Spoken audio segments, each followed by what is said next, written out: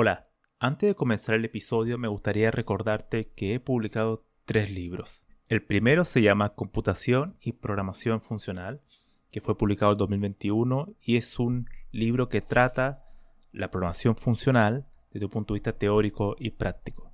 El segundo se llama Mentes Geniales, la vida y obra de 12 grandes informáticos. Esta es una obra que repasa la historia de hombres y mujeres que fueron relevantes en la historia de la computación.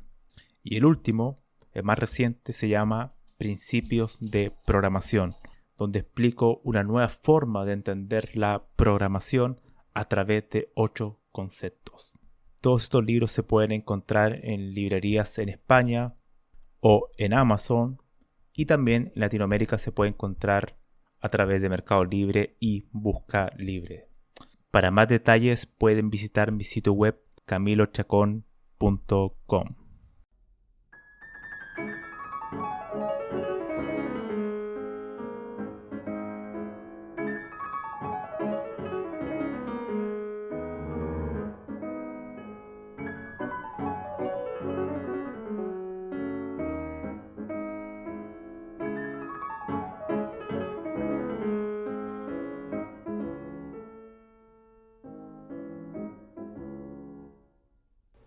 Hola, ¿qué tal? Damos inicio al episodio número 25 de Había una vez un algoritmo. Mi nombre es Camilo Chacón y hoy vamos a hablar sobre la máquina de Turing. Entonces, una máquina de Turing es uno de los conceptos más importantes que todo informático debería conocer. ¿Por qué? Porque es el concepto que da origen a la computación como tal, a lo que hoy en día conocemos como computación. Fue originalmente propuesto en lo que hoy en día conocemos como la máquina de Turing. Ahora bien, ¿quién creó esto? Se le dice máquina de Turing porque fue Alan Turing, matemático inglés de la primera parte del siglo pasado, quien creó este modelo matemático. Y antes de pasar a explicar este modelo, primero hay que explicar qué trataba de solucionar esto, porque fue presentado en un artículo que publicó Alan Turing, donde él trataba de resolver un problema. Bueno, para eso hay que remontarnos unas décadas más atrás, a principios del siglo XX, cuando David Hilbert, un gran matemático, propuso una serie de problemas que iban a ser uno de los problemas del siglo. Y había uno de esos problemas que se llama el problema de la decisión. ¿Qué significa esto? Em, Aquí, en este podcast, yo voy a hablar sobre 2 libros que se los recomiendo mucho.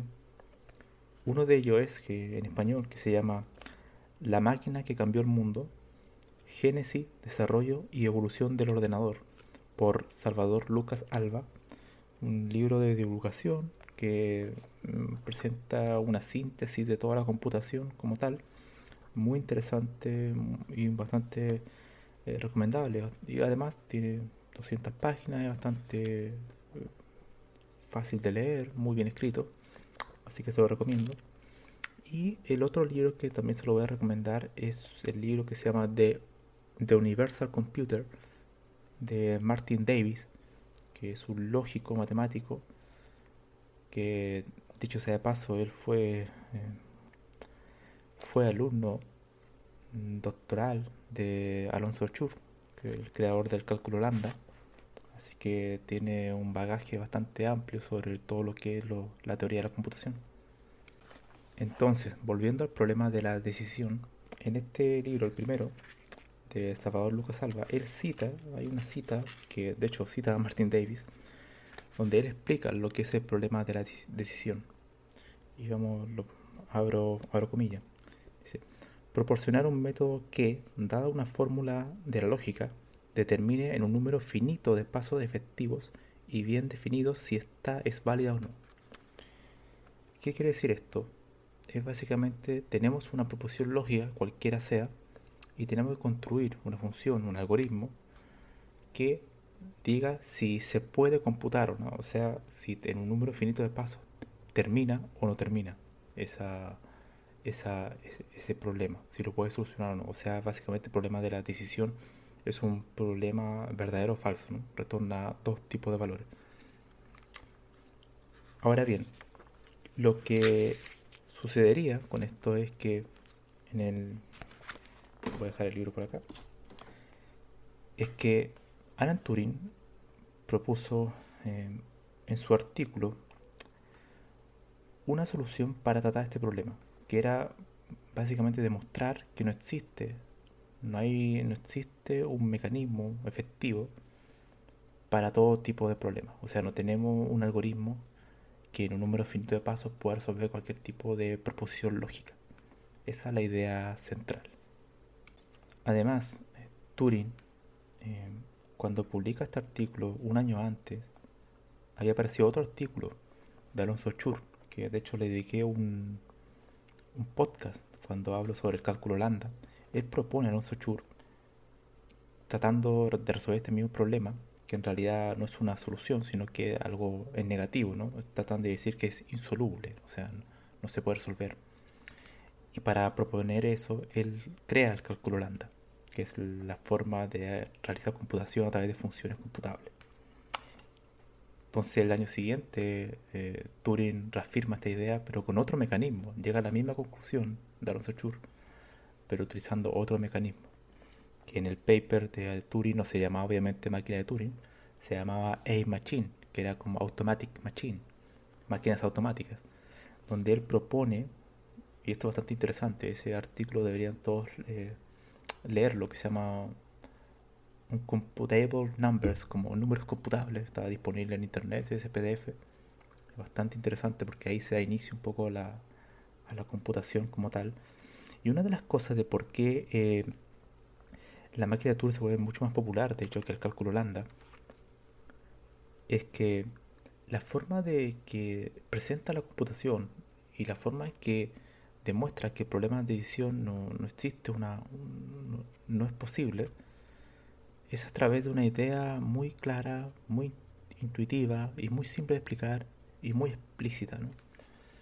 De hecho, cuando uno entiende la máquina de Turing, eh, da el origen posteriormente, a lo que es un ordenador, o sea, un hardware, o sea, el concepto de memoria, de separar los procesos, de algo que escribe, algo que sobrescribe, actualiza un campo, lee este campo, después lo remueve, lo actualiza, se mueve secuencialmente.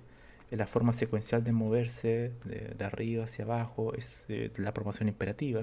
O sea, Turing propone esta forma de realizar computación de una manera muy fácil, muy clara. Que dicho sea de paso, el cálculo lambda no es tan así, el cálculo lambda no tiene ese mecanismo, sino más bien todo se basa a través de funciones que generan nuevas funciones, derivan en otras funciones a través de recursividad, ¿no? Entonces, claro, Turing no proponía eso, sino que era algo mucho más simple, secuencial y que a la larga es mucho más fácil de entender. Ahora, la máquina de Turing tienen, uno lo puede imaginar fácilmente como una cinta, ¿no? Por ejemplo, estas fábricas tienen cinta de grandes cadenas de cinta que van pasando cajas, ¿no? Una tras otra. Uno lo puede imaginar como una cinta cuadriculada, donde cada celda tiene, por ejemplo, ceros y uno. Y además hay otra celda que está vacía. Entonces, hay tres operaciones clave en la máquina de Turing. Una es poder leer la celda, el valor que tiene la celda y modificarlo. O sea, podemos leer, modificarlo o hacer una operación sobre ese elemento. La segunda operación es moverse, ¿no? Tenemos, por ejemplo, un cabezal, una cabeza, ¿no? Que se va moviendo por la cinta, ¿no? Y se puede mover de izquierda a derecha. Entonces imagínense una cinta infinita, porque esa era la propuesta de Venturi, que hay una cinta infinita. Esto podríamos hacer la analogía a la memoria RAM, ¿no? En la máquina de Turing es infinita. Asumimos que la memoria es infinita. Entonces tenemos una cabeza que se mueve de izquierda a derecha y que va realizando la operación de lectura del elemento o modificación de ese elemento o eliminación de ese elemento. Y la tercera operación es el cambio de estado. Entonces una vez que yo voy haciendo ese tipo de operaciones, creo un nuevo estado. Y eso es la máquina de Turing, en realidad. Es algo muy, muy simple que uno lo puede ver casi como si fuese un arreglo, ¿no? Como cada arreglo es un índice y me voy moviendo como un puntero de un lado de izquierda a derecha, ¿no? Solamente un paso. Eh, un paso a la derecha, otro paso a la derecha, después vuelvo a la izquierda y así. Y así yo podría leer un programa, ¿no? Y eso era lo que proponía Turing. Al final, esas operaciones que él hacía era un programa. Y eso cambia totalmente, genera algo totalmente increíble a lo que conocemos hoy en día de lo que es la computación. O sea, gracias al trabajo de Turing se podemos entender cómo se puede realizar estas operaciones para resolver un problema, ¿no? Estas proposiciones lógicas que se pueden resolver a través de este mecanismo, que es un modelo matemático. O sea, en la época de Turing no estaban los lenguajes de programación, no existían, por tanto todo tendría que hacerse a través de modelos matemáticos con axiomas y que además, volviendo al problema de la decisión, él demostró que habían proposiciones que eran, por así decirlo, podíamos estar en la cinta infinitamente y nunca poder resolver el problema. Ese es uno de las cuestiones del problema de decisión.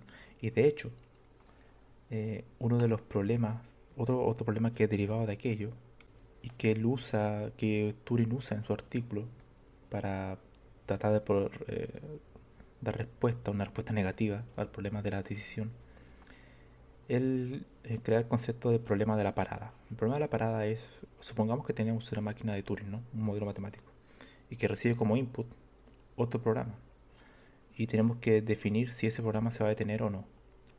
Esto, si lo llevamos hoy en día en un lenguaje de programación, por ejemplo en Python, asumamos que construimos un algoritmo en Python y vamos a recibir otro algoritmo en Python y necesitamos ejecutarlo. Entonces, yo quiero que tú me definas un algoritmo y que siempre, independiente de cuál sea el algoritmo que recibas en Python o en cualquier otro lenguaje, lo que sea, siempre me asegures que voy a tener una respuesta. O sea, un true o un false, ¿no? Si se puede ejecutar totalmente o no. Si un programador se daría cuenta, bueno, ¿qué pasa si te pasan, por ejemplo, un programa que tiene algún recursión infinita, un ciclo infinito, un bucle infinito? La máquina de Turing no puede dar respuesta a eso. Bueno, ese es uno de los problemas, ¿no? Ese es uno de las cuestiones, ¿no? Uno sabe que hay programas que tú no puedes saber a priori eh, si pueden terminar o no.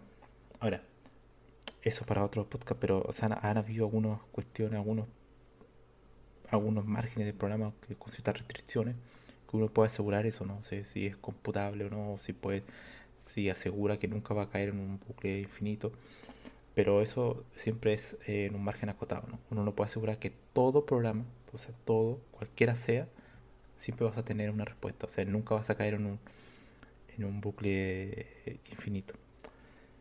Y eso es lo que demuestra Turing, que no es posible dar respuesta a eso, o sea, al problema de la decisión de David Hilbert, no podemos encontrar un algoritmo que siempre dé respuesta a, a una proposición lógica, que siempre tenga una respuesta en un número finito de pasos, ya que en algunos casos va a haber un número infinito, o sea, un número no infinito en el sentido de que sea solamente que tenga mucho tiempo de computación, sino que probablemente nunca, matemáticamente, nunca va a tener una respuesta. Por ende, este trabajo de Turing y el trabajo de Alonso Schur, que llegan a la misma conclusión, pero ocupando un modelo matemático totalmente diferente, llegan a la misma conclusión, aparece lo que hoy en día se conoce como la tesis de Schur-Turing, que lo que dice, y aquí voy a citar el libro de Salvador Lucas Alba, que dice, por este motivo Schur planteó aceptar la que hoy se conoce como la tesis de Schur-Turing, y es que la noción de cálculo lambda, perfectamente formal y bien definida, desempeña el papel del cálculo efectivo que Hilbert utilizó en la definición del problema de la decisión. ¿Qué significa esto? Que una de las cosas que uno podría pensar, ¿no? Cuando alguien dice que bueno, el problema de la decisión no, no, no puede demostrarse, o sea que hay una demostración negativa, o sea que no hay una solución. Alguien podría decir, bueno, quizá el modelo de Church y de Turing no es lo suficientemente potente, entonces quizás falta otro genio que aparezca y que demuestre que sí, sí, realmente sí se puede resolver ese problema de David Hilbert, y solamente lo que ha ocurrido con Church y Turing es que no es incompleto su modelo, ¿no? Bueno, hasta el día de hoy la tesis continúa y todavía no hay evidencia, ha sido totalmente reconfirmada durante mucho tiempo, de que no existe algoritmo que demuestre eh, que siempre va a haber una respuesta verdadera o falsa para cualquier tipo de proposición lógica. Claro, no se puede demostrar totalmente porque habría que tener todas las combinaciones posibles de algoritmos para, para asegurar, o sea, asegurar que eso que es así. Por eso sigue siendo una tesis, pero la evidencia es enorme. Hasta el día de hoy no se sigue comprobando. Además, otros investigadores han creado otros modelos y han llegado a la misma conclusión, que no hay una respuesta para el problema de decisión, que es insoluble. Y todos estos modelos matemáticos teóricos de la computación llegan a la misma conclusión y de hecho se transforman en equivalentes.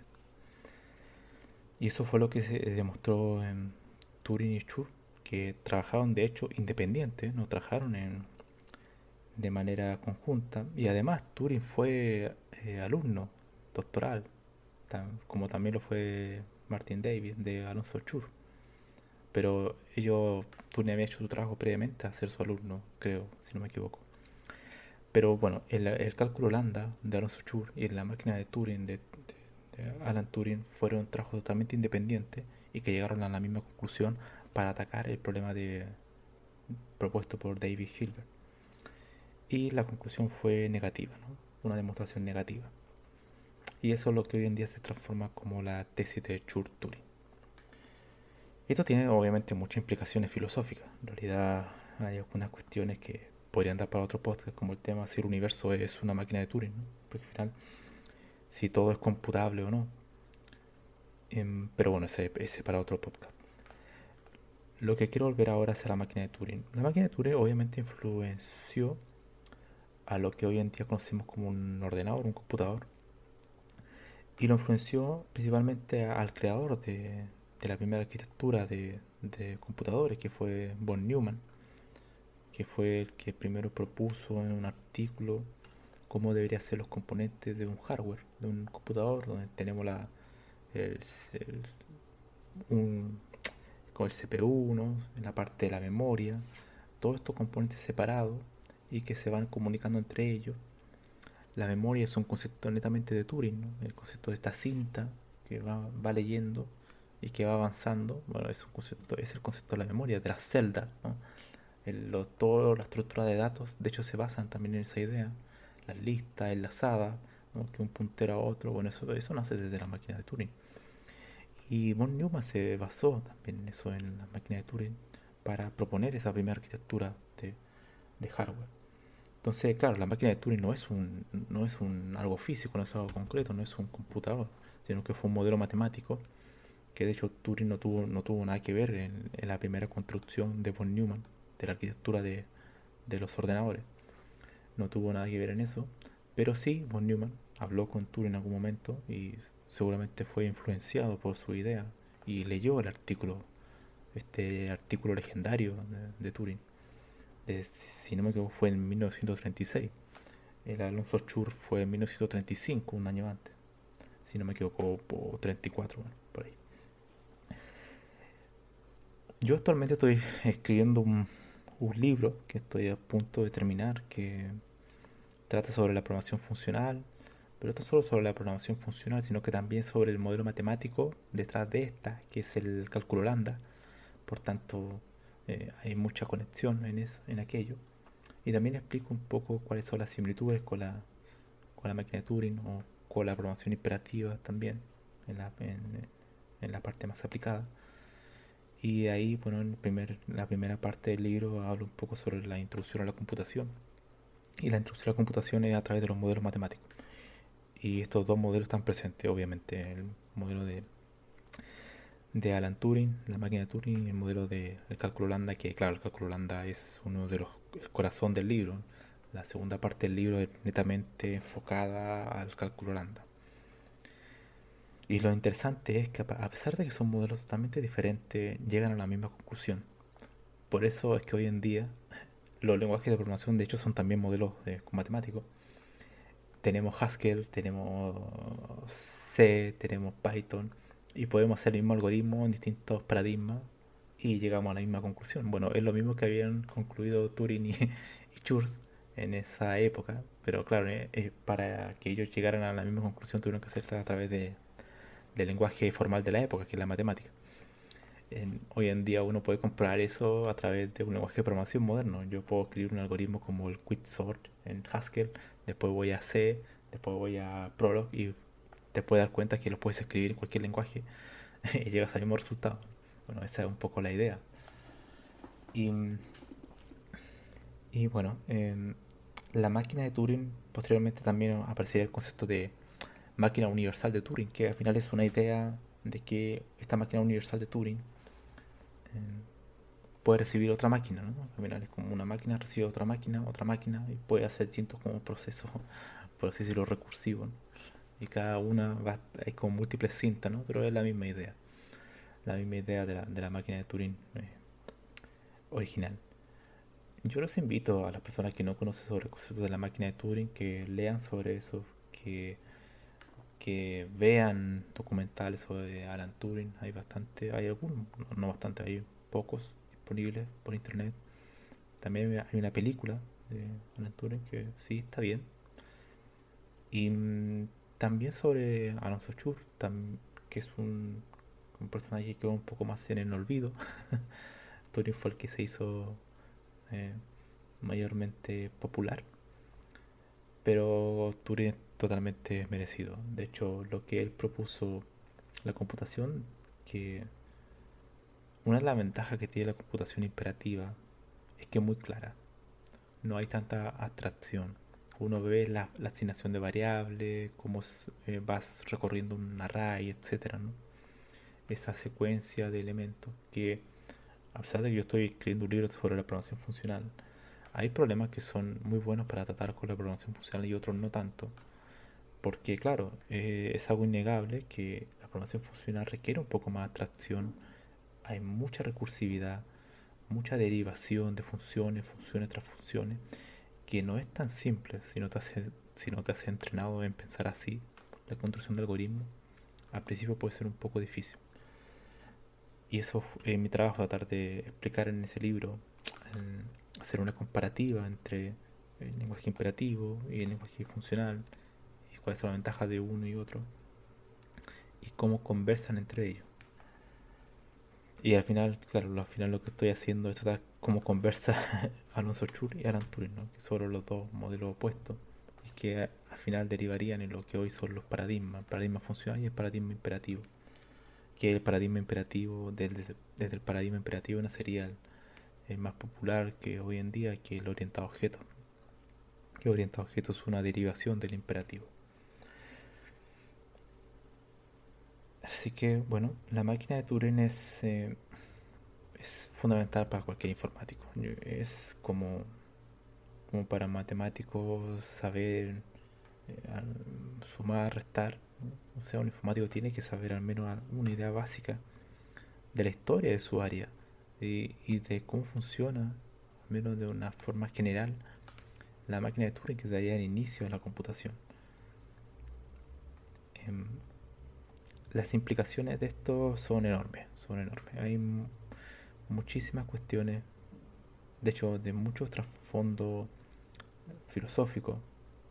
Turing no tan solo, Alan Turing no tan solo se limitó a escribir sobre la teoría de la computación a través de su modelo matemático que propuso, sino que también escribió mucho sobre un poco sobre inteligencia artificial y artículos casi filosóficos de cómo sería la inteligencia artificial. De hecho, él propone el test de Turing, que es un test que trata de demostrar si un software, ¿no? ha llegado a si es posible tener inteligencia. ¿no? Así podemos decir que este software es inteligente.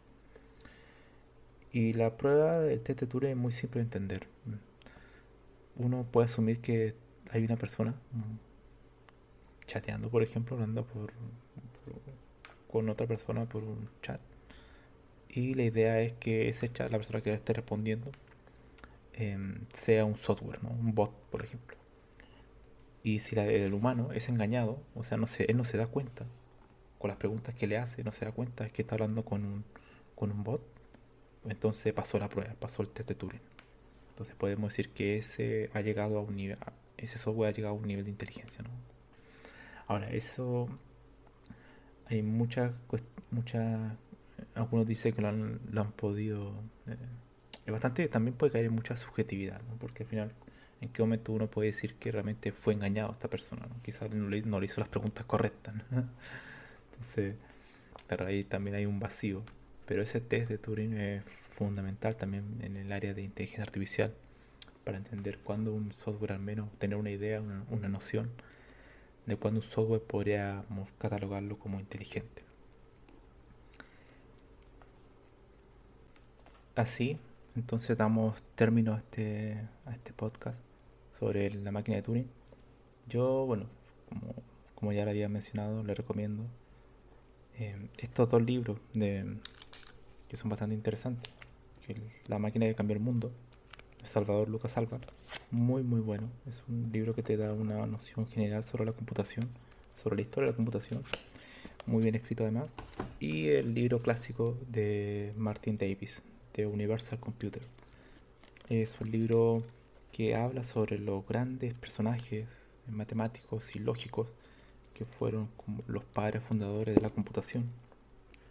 Eh, bueno, ahí está obviamente Alan Turing, Alan Turing, Kurt Gödel, etcétera. Hay muchos, von Neumann también. Todos ellos comparten que eran lógicos y matemáticos y construyeron lo que hoy en día es la computación. Así que eso sería y nos vemos en el siguiente podcast. Adiós.